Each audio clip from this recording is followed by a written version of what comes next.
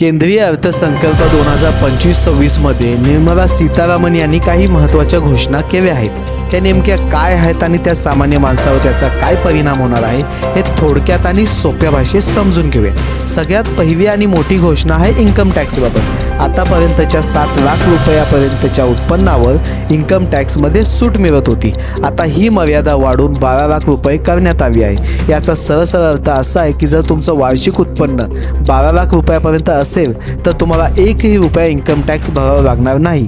त्यासोबत नवीन income tax स्लॅबही जारी करण्यात आले आहेत, जे आधीपेक्षा सोपे आणि समजायला सुलभ असतील असं सरकारचं म्हणणं आहे. दुसरी महत्त्वाची घोषणा आहे इन्शुरन्स सेक्टरबाबत. आतापर्यंतच्या विमा क्षेत्रात परदेशी थेट गुंतवणुकीची म्हणजे FDIची मर्यादा होती. ती मर्यादा 74% होती. आता ती वाढवून 100% करण्यात आली. याचा अर्थ असा आहे आता परदेशी कंपन्या भारत क्षेत्रामध्ये पूर्णपणे गुंतवणूक करू शकतील आणि सरकारच्या मते यामुळे भांडवल वाढेल, स्पर्धा वाढतील आणि विमा सेवा सुधारतील.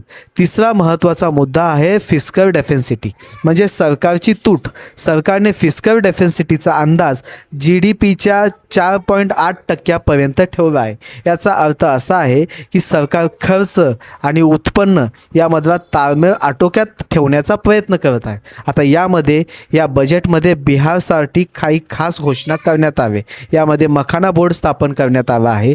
यामध्ये घोषणा करण्यात आली आहे की ज्यामुळे मखाना उत्पादन शेतकऱ्यांना मोठा फायदा होऊ शकतो. तसेच पटना विमानतळाच्या विस्ताराबाबत काही घोषणा करण्यात आल्या आहेत. यामुळे बिहारमध्ये व्यापार, पर्यटन आणि रोजगाराच्या संधी वाढतील असं सरकारचं म्हणणं आहे. आणखीन एक महत्त्वाची घोषणा म्हणजे नवीन इन्कम टॅक्स विधेयक सरकारच्या पुढच्या आठवड्यात नवं इन्कम टॅक्स बिल संसदेत आणणार आहे.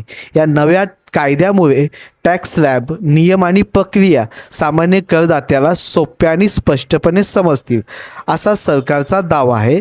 थोडक्यात सांगायचं झालं तर या बजेटमध्ये करदात्याला काही दिलासा, उद्योगांना काही संधी आणि काही राज्यांना विशेष लक्ष्यचित्र दिसतंय.